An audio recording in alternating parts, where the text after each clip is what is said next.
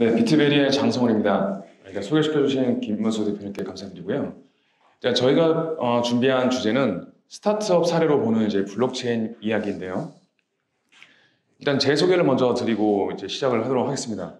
저는 여러분들도 다 이제 스타트업이라는 업계에서 일을 하고 계신데, 저도 2011년부터 스타트업 업계에 계속 있었어요. 실제로 친구들과 2011년에 로티플이라는 소셜 커머스를 한번 창업을 했었고요. 그게 이제 1년 정도 운영을 했었고, 카카오에 인수가 돼서 저는 이제 카카오에 있는 주로 이제 신규 사업팀에서 새로운 서비스들을 이제 발굴해서 개발하는 일을 주로 담당을 했습니다. 그래서 제가 만든 소프트웨어 같은 경우에는 여러분들이 이미 핸드폰에 최소 한 개 아니면 뭐 두세 개 정도 설치를 하셨을 거예요. 카카오톡이나 카카오 스토리, 카카오 택시 같은 앱들을 제가 이제 참여를 했었고요. 이렇게 한번 창업을 한 이후에 엑싯도 한번 경험을 하고, 그 다음에 이제 카카오에서 나와가지고 과연 그 다음은 내가 무엇을 해야 하는가 이렇게 고민을 많이 했어요. 좀 어렸을 때는 제가 빨리 돈을 벌고 싶다라는 생각을 하면서 스타트업을 했다면, 이번에 새롭게 이제 스타트업을 시작을 할 때는 뭔가 좀 더 돈을 더 많이 벌어보겠다라는 생각보다는 과연 어떤 기술이 사회적으로 기여를 할 수 있을 것인가, 그리고 어떤 새로운 기술이 또 새로운 사업 모델이 생길 수 있을까라고 봤을 때 저는 블록체인이 결국에는 미래를 바꾸는 혁신적인 기술이다라고 생각을 해서 블록체인 업계로 뛰어듭니다. 이게 바로 2017년 말, 2018년 초에 있었던 일이고요. 약 1년 반 동안 제가 이제 블록체인 업계에서 일을 하면서 어떤 사례들을 만들어내는지 발표를 하도록 하겠습니다. 제가 만든 서비스는 이 비트베리라는 모바일 앱인데요. 간단히 얘기하면 암호화폐 지갑입니다. 암호화폐 지갑이라는 게 사실 뭔지 처음 들으시는 분들은 와닿지 않을 거예요. 이게 은행 계좌 같은 건가? 라고 생각이 들 수도 있고, 아니면 아까 비트베리 로그인하기라는 얘기가 잠깐 나왔었는데, 그럼 뭐 페이스북이나 카카오 같은 어떤 소셜 로그인 기능이 있는 서비스인가? 여러 가지 측면이 있는 서비스라서 설명을 드리도록 할게요. 아까 그 비트베리는 서비스 이름이고 사실 회사 이름은 루트원입니다. 업비트의 자회사고요. 저의 사업 영역 자체는 크립토커런시 월렛 서비스를 하고 있습니다. 비트코인이라 나온 게 2009년이에요. 지금으로부터 한 10년 전에 나왔었는데, 비트코인 그 백서를 한번 여러분들 읽어보셨나요? 비트코인 백서는 그렇게 길지가 않아요. 그래서 몇 장 안 되고, 그리고 기술적인 내용들을 다 빼면 그냥 쉽게 여러분들이 이해할 수 있는 흐름으로 구성되어 있어요. 그래서 기술이 어렵다고 해서 기술 쪽도 너무 파지 마시고 그냥 그 흐름만 보시면 되는데, 일단 비트코인 같은 경우에는 첫 번째 문장, 그러니까 비트코인 백서의 첫 번째 문장이 바로 이거예요. 순수한 P2P 네트워크에서 동작하는 순수한 전자화폐는 금융기관 없이도 전송이 가능하다. 이게 딱 첫 번째 문장이고, 이게 어떻게 해야 가능한지를 쫙 설명해 나온 게 이제 비트코인인데요. 사실 첫 번째 문장이 그러니까 금융기관 없이 가치를 전송하겠다는데, 그럼 금융기관이 좋아하겠습니까? 금융기관 없이 이제 가치를 전송하겠다는데, 당연히 금융기관이 싫어하는 기술일 수밖에 없죠. 그런데 이 블록체인이라는 기술 자체는 또 금융권들이 가장 많이 채택하는 기술이에요. 이 블록체인 위에 올라가는 암호화폐를 금융권들이 조금 싫어한다라는 말은 있지만, 결국 이것은 금융을 혁신하기 위해 나온 기술이기 때문에 누구보다 발빠르게 그 블록체인 기술을 채택해서 실제 내부 그 기술을 바꿔나가고 있는 것이 바로 금융권입니다. 하지만 저는 이 블록체인이라는 기술 자체에만 사실 포커싱을 하고 있는 건 아니고요.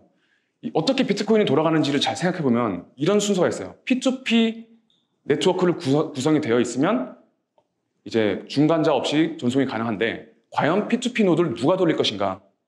사실 P2P 노드를 돌린다는 것은 컴퓨터를 서버를 켜놓고 누군가 돌려야 된다는 얘기예요. 근데 단순히 이 은행 없이 전송하는 것 때문에 누군가 내가 자발적으로 노드를 돌려서 전기세 쓰지 않겠죠. 그래서 비트코인에서는 인센티브라는 항목을 집어넣는데, 이 인센티브라는 항목이 결국에는 지금 우리가 얘기하는 토큰 이코노미예요. 그래서 토큰 이코노미에 관련된 말씀을 막 사람들한테 드리면, 과연 토큰 이코노미에 동작하냐? 그냥 이론만 내리는 거고 실제로 적용된 서비스 없지 않냐? 이렇게 말씀하시는 분이 있는데, 토큰 이코노미가 적용돼서 가장 성공한 서비스가 바로 비트코인입니다. 10년 전만 해도 그냥 단순히 코드 한 줄 없이 그냥 문서만 있었던 거에서 누군가 그 문서를 보고 말이 된다고 생각해서 코드를 짜고 10년 뒤에 이렇게 블록체인 업계가 성장하고 여러분들이 이 자리에 모여서 블록체인이 뭔가 해야 돼서 이제 듣고 있는 거죠. 이미 이제 블록체인 업계는 저는 바퀴가 굴러가고 있는 산업이라고 생각을 해요. 절대 죽지 않는 산업이고, 단지 이거죠. 현재는 이미지가 좋지 않은 점이 좀 있고, 아직 사람들이 잘 모르는 점이 있어요. 하지만 시간이 지나면 지날수록 여기에 대한 가치를 사람들이 발견하게 될 거고, 점점 많은 서비스가 이 토큰 이코노미를 적용해서 앱의 서비스의 경제도 구축을 하는 것도 하나의 이제 서비스가 해야 할 일이 될 겁니다. 블록체인에는 아까 다양한 키워드들이 있다고 제가 말씀드렸는데 제가 가장 포커싱을 하고 있는 그 키워드는 바로 토큰 이코노미예요. 토큰 이코노미가 적용된다면 앞으로 세상이 어떻게 변할 것인가를 상상해 본다면 되게 이런 상상했어요. 스타트업 대표를 하시거나 스타트업 초기 멤버인 여러분들은 여러분들이 만든 그 프로덕트가 엄청 성공해서 추후에 뭐 이제 상장을 한다거나 엑시트를 한다고 쳐요. 그러면 여러분들은 부자가 되겠죠. 초기 멤버들도 부자가 돼요. 그럼 여러분들의 아무것도 없던 그 서비스를 초기 사용해줬던 유저들은 과연 부자가 됩니까? 그렇지 못한단 말이에요. 하지만 이 토큰 이코노미를 적용해서 저희 서비스에 기여를 한 사람들에게 보상을 주고 그런 것들을 하게 된다면 사용자들도 이제 새로운 신규 서비스를 찾을 때 토큰 이코노미가 이왕이면 적용된 서비스를 찾겠죠. 그런 의미에서 이제 스타트업들이 토큰 이코노미를 적용해야 하는 게 저는 매우 옳은 결정이라고 생각을 해요. 두려움이 좀 있겠죠. 토큰을 발행하는 것이 과연 괜찮은가? 그러면 과연 나보다 더 큰 회사는 토큰을 발행한 적이 있나? 이런 걸 생각해 보시면 될 거예요. 카카오 토큰 발행했죠. 라인도 토큰 발행했어요. 다날도 토큰 발행했어요. 여러분들 회사도 토큰을 발행을 못할 이유가 전혀 없어요. 그럼 비트베리는 거기서 무슨 역할을 하냐? 저희는 토큰 이코노미를 가능하게 하도록 그러니까 실제 서비스의 구현이 가능하도록 만들어주는 서비스라고 보시면 돼요. 아까 지갑이라며? 왜 지갑이라면 갑자기 토큰 이코노미라고 할까? 지갑이라는 건 암호화폐에서 지갑이라는 게 과연 뭐냐면 단순히 그냥 생각하면 은행 계좌 같은 건데 여러분들의 암호화폐를 사용자분들의 암호화폐를 안전하게 보관해주고 뭐 송금을 쉽게 해주고 이렇게 해주는 서비스예요. 다시 말하면 사용자들이 암호화폐를 핸들링하기 위해서 꼭 필수적으로 필요한 게 바로 지갑입니다. 마치 인터넷 세상에 왔을 때 브라우저가 인터넷을 바라보는 창이 된 것처럼 이제 암호화폐를 바라보는 이렇게 블록체인 세상에서는 암호화폐를 바라볼 땐 지갑을 통해서 암호화폐를 사용자들이 바라보게 될 겁니다. 그런데 만약에 이런 지갑이라는 것이 매우 사용이 어렵다고 한다면 일반 사람들이 쓸 수 없을 정도로 어렵다면 과연 블록체인을 적용한 서비스가 성공할 수 있을까요? 그러지 못할 거예요. 기존에 나와 있는 지갑들을 저희가 보면서 너무 사용하기 불편하다. 비트베리는 최대한 간편하고 쉽게 사용할 수 있게 만들자. 이게 하나 포커스가 있었고요. 그리고 사용자들의 토큰을 보관하는 서비스이기 때문에 보안이 매우 중요하다. 이렇게 생각을 했어요. 그래서 저희는 0순위를 보안으로 가져가고 1순위를 이제 사용성으로 가져갑니다. 만약에 여러분들이 비트베리를 적용하지 않고 자체적으로 지갑을 구축한다거나 아니면은 비트베리가 아닌 다른 지갑을 쓸 수도 있는데 그렇게 되면은 어떤 문제가 생기냐. 사실 지갑을 개발한다는 거는 처음엔 되게 간단해 보여요. 이름도 되게 가볍잖아요. 지갑, 월렛. 그냥 개발자 1명 정도 뽑아서 개발시키면 될 것 같은데 라는 가벼운 생각이 든단 말이에요. 웬만하면 스타트업이라면 저는 지갑 개발하는 거 불가능하다고 봅니다. 모스랜드 같은 경우에 저희 첫 번째 파트너 같은 경우에도 자체적인 지갑 서비스, 그러니까 지갑을 만들다가 중간에 드랍하고 저희 거 썼어요. 그러니까 저희 거 쓰니까 한 2, 3주 만에 개발했고 그동안은 몇 달 동안 개발한 거는 그냥 아깝지만 도저히 안 되겠다고 생각한 거죠. 왜냐면 모스랜드라는 회사는 VR 게임을 만드는 회사지 블록체인 지갑 만드는 회사가 아니에요. 그래서 블록체인 지갑에 있어서는 사실 저는 1년 반 동안 저희 팀은 블록체인 지갑만 생각하는 팀이기 때문에 전문가의 그 지갑이라는 것을 맡기는 게 비용적으로는 훨씬 더 좋은 선택이라고 저는 말할 수가 있겠죠. 그래서 저희가 제공하고 있는 건 이렇게 쉽게 개발할 수 있도록 여러분들이 현재 여러분들이 하고 있는 그 서비스, 현재 하고 있는 프로덕트에 집중을 하면서 토큰 이코노미를 붙이기 위해서 새로운 거 공부할 필요 없이, 새로운 개발자 뽑을 필요 없이 하고자 하는 게 저희 비트베리의 목적이라고 보시면 되겠습니다. 과연 비트베리는 그럼 어떻게 생겨 먹었길래 그렇게 좋다고 하냐? 한번 보여드리도록 할게요. 일단 사실 여러분들이 다른 지갑을 한번 보고 이걸 봐야 이거 대단한데라는 생각이 들 거예요. 근데 여러분들이 그냥 일반 토스라든지 일반 간편 송금 앱 보다가 이거 보면 뭐야 똑같네 라고 생각하실 거예요. 바로 그게 목적이었어요. 저희 목표는 일반 기존 금융앱과 별반 다를 바 없네라고 생각을 할 수 있도록 저희가 개발을 한 겁니다. 만약 여러분들이 메타마스크라든지 마이더볼렛 써보시면 아실 거예요. 완전 다를 거예요. 사용성이. 기존 지갑 같은 경우에는 개인 키, 프라이빗 키라든지 니모닉을 사용자에게 주면서 잘 보관하세요라고 하는 반면 저희는 그런 얘기를 전혀 하지 않고 카카오 계정으로 로그인하시고 전화번호 인증하세요. 이렇게 커뮤니케이션을 합니다.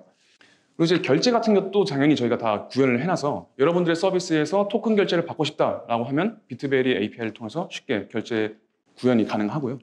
가장 중요한 건 보안인데 사실 스타트업이 보안 챙기는 게 사실 쉬운 일이 아니에요. 그래서 저희가 선택한 일이 업비트의, 그러니까 두나무의 자회사로 들어간 겁니다. 두나무는 우리나라 국내 최대 거래소를 운영하면서 단 한 번의 해킹 사고도 발생하지 않았고 기술적으로도 매우 뛰어난 거래소예요.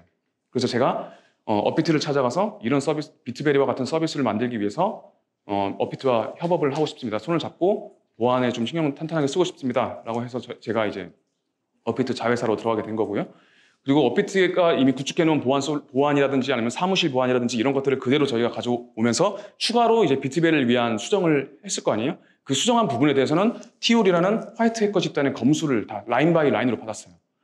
그래서 TOR로부터 지금 상태로는 웬만해선 해킹이 불가능하다라는 얘기를 듣기도 했습니다. 사실 이걸 스타트업이 자체 구축한다? 이건 매우 어려운 일이라고 생각해요. 그리고 여러분들의 자산을 안전하게 보관하기 위해서 일정 부분 넘어가는 거에 대해서는 아예 인터넷이 차단되어 있는 콜드월렛으로 이런 비트베리를 연동해서 여러 가지 사례들이 있는데 일단 제가 대표적으로 3개를 가지고 왔습니다. 첫 번째는 여러분들이 이미 알고 있는 왓챠라는 서비스일 거고, 두 번째는 아까 사례로 나왔던 아하라는 서비스고, 세 번째는 리드라는 회사의 산타토윅이라는 서비스예요. 이 세 가지 서비스의 공통적인 특징은 모두 다 자기의 토큰을 발행했다는 거. 이게 첫 번째 공통점이고, 두 번째로는 셋 다 비트베리를 사용한다는 거. 이게 두 번째 공통점이겠죠. 하지만 이 3개의 업체가 다 똑같은 방식으로 토큰을 발행하고 진행한 건 아니에요. 예를 들어 왓챠와 아하 산타토윅 이 2개가 두 부류로 나누자면, 왓챠 같은 경우에는 토큰 세일을 했습니다. 그리고 아하와 산타토윅은 토큰 세일보다 실제 프로덕트 먼저 만들고 이제 토큰 보상을 먼저 했어요. 그러니까 여러분들도 전략을 그냥 선택하실 수 있는 거예요. 토큰 세일을 먼저 하실 수도 있고 아니면 프로덕트를 먼저 만드실 수도 있고, 제 개인적인 추천으로는 프로덕트를 먼저 만드는 걸 저는 선호를 하고요. 왓챠처럼 이미 유저 기반이 탄탄하고 기존 서비스가 있다고 하면 토큰 세일을 먼저 할 수도 있겠죠. 이미 프로덕트가 있기 때문에. 그리고 이 왓챠와 산타토익 같은 경우에는 기존 서비스가 있는 상태에서 그 서비스를 위한 토큰을 발행한 거고요. 아하 같은 경우에는 애초에 이 서비스가 나올 때부터 토큰 이코노미가 접목된 상태로 나온 서비스예요.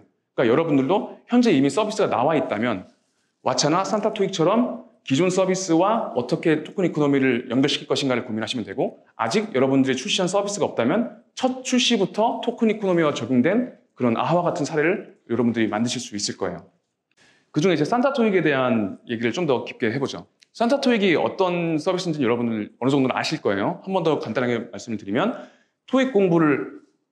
사용자들이 토익 공부를 문제를 푸는데, 이 산타토익 리드라는 회사는 원래 이제 핵심 기술이 이제 AI고, 이 학생들이 문제 풀고 어떤 걸 틀리고 어떤 걸 맞추는지를 계속 모니터링해서 그 다음 문제를 주는데, 그래서 그 학생들이 문제만 잘 풀어도, 그리고 이제 리드에서 산타토익에서 주는 문제만 잘 풀어도 점점 성적이 올라가는 그런 경험을 주는 그런 서비스예요. 여기에 토큰 이코노미를 어떻게 붙였냐면, 가장 중요한 지표는 뭐겠어요? 사람들이 문제를 많이 풀었으면 좋겠잖아요. 그러니까 문제를 다 풀면 토큰을 지급하고, 사용자들이 성적이 올라가면 토큰을 지급하고, 이런 식으로 토큰 이코노미를 설계해서 사용자들의 행동을 좀 유도를 시킨 거죠. 과연 이게 성공을 했을까요? 성공했죠. 지표로 증명이 된 거예요. 문제 풀이수가 증가하고 사용자들의 성적이 증가를 했어요. 이걸 가장 원했던 회사였고, 이걸 위해서 서비스를 하고 있고, 이걸 위해서 토큰 이코노미를 붙여봤는데 성공한 거죠.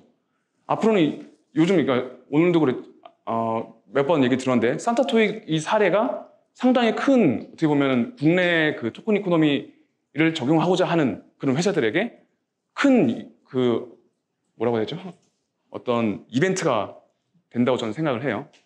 이 기점으로 이제 많은 이제 서비스와 프로덕트를 만드시는 스타트업 대표분들께서 우리 서비스, 우리 프로덕트에 토큰 이코노미를 적용시키면 어떤 지표를 상승시킬 수 있고 어떤 미래를 그릴 수 있겠구나, 어떻게 사업을 지속 가능하게 만들 수 있겠구나라는 걸 좀 생각을 하실 수 있을 거예요. 과연 서비스, 프로덕트에만 토큰 이코노미를 구축할 수 있는가? 과연 토큰 이코노미는 어디까지 적용될 수 있는가? 저희가 이제 실험을 한번 해봤습니다. 국제 전기 자동차 엑스포라는 곳은 그야말로 전기차에 관심 있는 사람들이 모이는 엑스포예요. 블록체인에 관심 있거나 암호화폐에 관심 있는 사람들이 아니라 전기차에 관심 있는 사람들인데 과연 전기차에 관심 있는 사람들이 모이는 그 행사에 토큰 이코노미를 적용하면 이 사람들이 이걸 제대로 활용할 수 있을까? 과연 암호화폐라는 걸 받았을 때 사람들이 화를 내지는 않을까? 괜히 무시하지는 않을까? 이런 생각을 하면서 어떻게 했냐면 현장 등록을 할 때 전화번호를 입력하면 이제 비트베리를 통해서 토큰을 지급하고요. 그리고 행사를 관람하면서 특정 동선이 있을 텐데 그 동선을 따라다니면서 설치되어 있는 아이패드에 자기 전화번호를 넣고 또 에어드랍을 받습니다. 그렇게 이제 행사를 다 구경을 한 다음에 마지막에 가서는 그렇게 모은 토큰을 가지고 경품으로 이제 바꿔서 뭐 물을 사 먹는다든지 아니면은 뭐 전기차 추첨에 이렇게 추첨권을 산다든지 이런 걸 한번 해봤어요. 과연 일반 사용자들 쉽게 쓸 수 있는 것인가? 맨날 블록체인에서 나왔던 얘기가 사용성이 너무 어렵다. 일반 사용자들 어떻게 쓰냐? 이런 얘기 진짜 많이 했었거든요. 과연 일반 사용자들은 쓸 수 있었을까요? 잘 썼어요. 네. 비트베리가 저희가 추구했던 방향이 일반 사용자들도 아무런 문제 없이 쓸 수 있게 하는 것이 목표였는데 그게 사실 증명이 됐다고 봐요. 비트베리는 작년 저희 9월, 10월에 나온 이후로 이제 많은 파트너들과 이제 함께 하고 있는데요. 현재는 비트코인과 이더리움, 그 이더리움 기반의 ERC20 토큰들만 지원을 하고 있지만 추후 메인넷을 저희가 추가해 나갈 예정입니다. 형제 회사인 루니버스뿐만 아니라 다음 발표에 나올 아이콘 그리고 이제 결제 플랫폼이 이제 테라 또는 카카오 자회사에서 만드는 클레이튼 이러한 국내에서 나오는 굵직한 메인넷들을 저희가 비트베리에서 지원을 할 예정이고요. 그리고 첫 번째 파트너인 모스랜드 아까 제가 말씀드렸듯이 모스랜드 같은 경우에는 VR 게임을 만드는 회사인데 이제 블록체인화 시켜서 블록체인 기반의 VR 게임을 만들어요. 그런데 이 회사에 집중해야 될 역량은 VR 게임을 만드는 것이지 블록체인 지갑을 만드는 게 아니잖아요. 그래서 저희 비트베리 지갑을 사용했습니다. 캐리 프로토콜 같은 경우에는 여러분들이 이미 잘 알고 있는 도도 포인트를 만든 스포카가 이제 하는 프로젝트인데요. 캐리 같은 경우에도 결국 도도 포인트라는 것을 추후에는 이것이 탈중화가 될 것이다. 이것이 토큰화 될 것이다 라고 생각을 해서 정말 발빠르게 작년 초부터 재작년이었나요? 일찍부터 사실 프로젝트가 시작되었어요. 그래서 캐리의 지갑 파트너로서도 이제 비트베리가 들어가 있고요. 그리고 왓챠에서 만든 컨텐츠 프로토콜 같은 경우에도 비트베리를 통해서 토큰 분배를 했고 현재 CPT 스토어라는 컨텐츠 프로토콜 스토어라는 그 독립적인 그 마켓플레이스를 열었는데요. 거기에서 이제 비트베리와 연동을 해서 비트베리에 있는 토큰으로 결제를 해서 왓챠 뭐 1개월 이용권이라든지 이런 것들을 구매를 할 수가 있습니다. 아까 말씀드렸던 그 리드의 산타토익 같은 경우에도 저희 파트너고요.